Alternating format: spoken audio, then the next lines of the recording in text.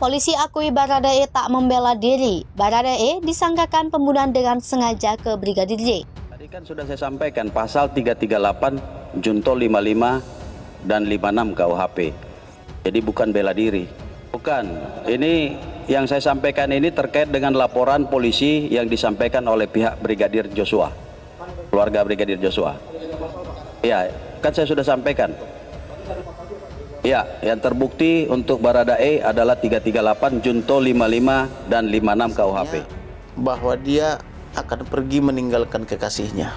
Awalnya kekasihnya ini mengira bercanda, tetapi karena dia nangis-nangis menyampaikannya, bahkan dia sudah pamitan memohon maaf atas segala kekilapan atau dosa yang dia perbuat, kemudian berpesan supaya mencari laki-laki sebagai pengganti dia.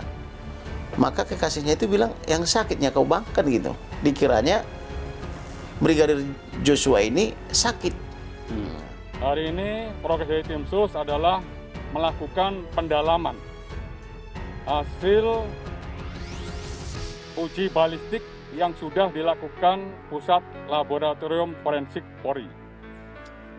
Dari hasil uji balistik yang sudah dilakukan oleh Puslapfor terkait dua senjata yang diketemukan di TKP, yaitu senjata jenis Glock 17 dan senjata KS. Berdasarkan hasil otopsi, ini ada hasil otopsi tapi masih sementara ya di Rumah Sakit Polri Kramat Jati, di mana dari hasil otopsi tersebut luka tembak masuk dan 6 luka tembak keluar dan 1 proyektil bersarang. Polisi kini mengakui di kasus polisi tembak polisi, Baradae bukan membela diri ketika menembak Brigadir J.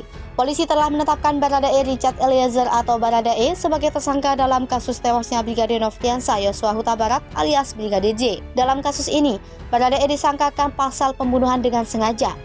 Menurut polisi, penembakan yang dilakukan Baradae dalam insiden di rumah Kepala Divisi Profesi dan Pengamanan Polri Nonaktif Irjen Ferdy Sambo Jumat 8 Juli 2022 bukan upaya membela diri dari Brigadir J. Keterangan polisi kini pun seakan tak sejalan dengan kronologi yang disampaikan Polri di awal yang menyebutkan Baradae menembak karena membela diri dan merespons tembakan Brigadir J. Seolah kronologi yang disampaikan di awal terungkapnya kasus ini bertolak belakang dengan keterangan polisi kini. Bukan bela diri. Baradae ditetapkan sebagai tersangka dalam kasus tewasnya Brigadir J pada Rabu 3 Agustus 2022, hampir 1 bulan setelah kematian Brigadir Joshua. Baradae menjadi tersangka atas laporan yang dibuat oleh pihak keluarga Brigadir J terkait dugaan pembunuhan berencana.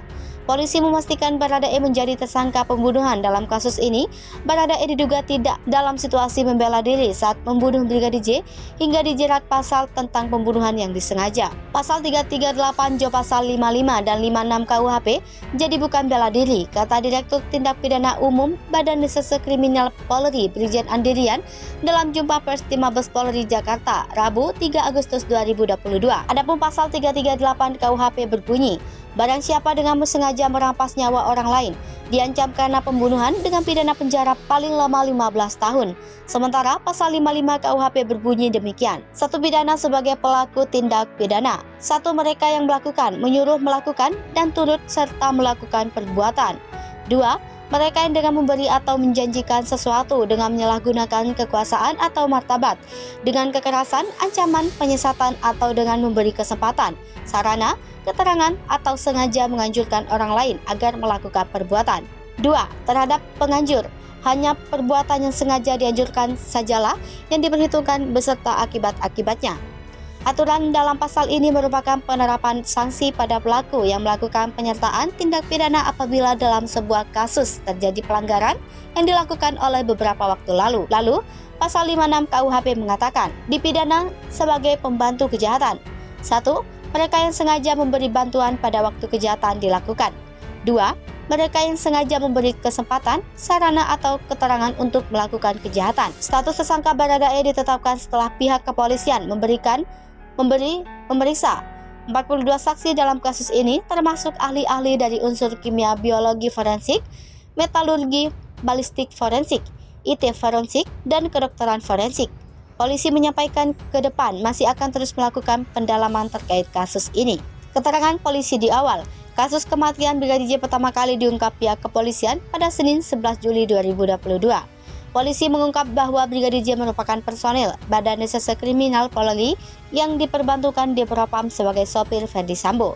Sementara Baradae adalah anggota BRIMOB yang diperbantukan sebagai asisten pengawal Brigadir Sambo. Menurut keterangan polisi saat itu, Brigadir J tewas setelah terlibat baku tembak dengan Baradae di rumah dinas Sambo di kawasan Duren 3, Jakarta Selatan, Jumat 8 Juli 2022. Polisi menyebut peristiwa ini bermula dari dugaan pelecehan yang dilakukan Brigadir J terhadap Putri Chandrawati, istri Ferdi Sambo. Brigadir J disebut sempat mengancam istri Ferdi Sambo dengan menodongkan pistol hingga membuat Putri berteriak. Baradae yang juga berada di rumah tersebut lantas merespon teriakan Putri, tetapi malah dibalas dengan tembakan Brigadir J. Baradae pun membalas dengan melepaskan peluru. Dalam baku tembak tersebut, Brigadir J disebut memuntahkan 7 peluru yang tak satu pun mengenai Baradae, sementara Baradae disebut memberondong 5 peluru ke Brigadir J. Polisi kala itu berkata motif Baradae menembak adalah membela diri dan melindungi istri Ferdi Sambo. Terkait ini, peneliti dari Institute for Security and Strategic Studies bidang kepolisian Bambang Rukminto menilai ada mislink atau sesuatu yang janggal dari keterangan polisi di awal dan penetapan tersangka Baradae kini. Dia mengatakan pasal pembunuhan yang kini disangkakan ke tersangka menggugurkan narasi polisi di awal yang menyebutkan Baradae melepaskan tembakan karena motif bela diri. Menurut Bambang, harus ada pihak yang bertanggung jawab atas keterangan polisi di awal kasus ini. Meski diusut pula mengapa di awal keterangannya polisi menyampaikan motif penembakan terhadap Brigadir J adalah karena Baradae mencoba membela diri. Untuk mengembalikan kepercayaan publik, kata Bambang, Polri harus transparan dalam kasus ini.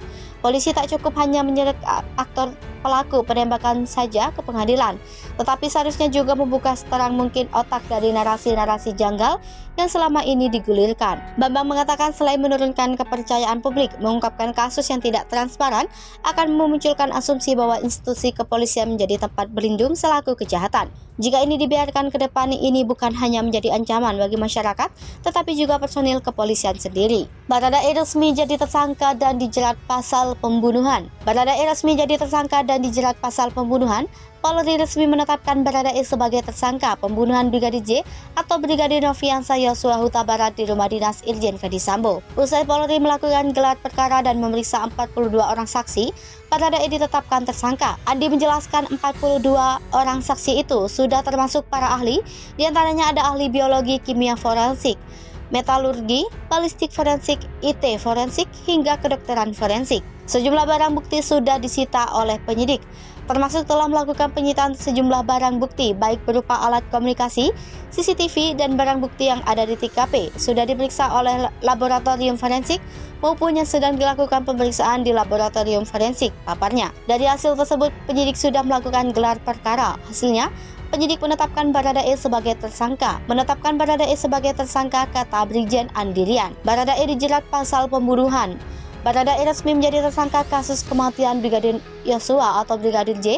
Mabes Polri menjerat Baradae dengan pasal pembunuhan. Penyidik sudah melakukan gelar perkara terhadap kasus baku tembak antara Baradae dan Brigadir J berdasarkan hasil pemeriksaan saksi. Baradae dinilai cukup bukti untuk menjadi tersangka. Penyidik sudah melakukan gelar perkara dan pemeriksaan saksi juga kita anggap cukup untuk menetapkan Baradae sebagai tersangka. Dirpidum Bareskrim Polri Brigjen Andirian dalam jumpa pers di Mabes Polri Rabu 3 Agustus. Dalam kasus ini, Baradae dijerat dengan pasal pembunuhan dan penganiayaan dengan persangkaan pasal 338 Jo pasal 55 atau pasal 56 KUHP.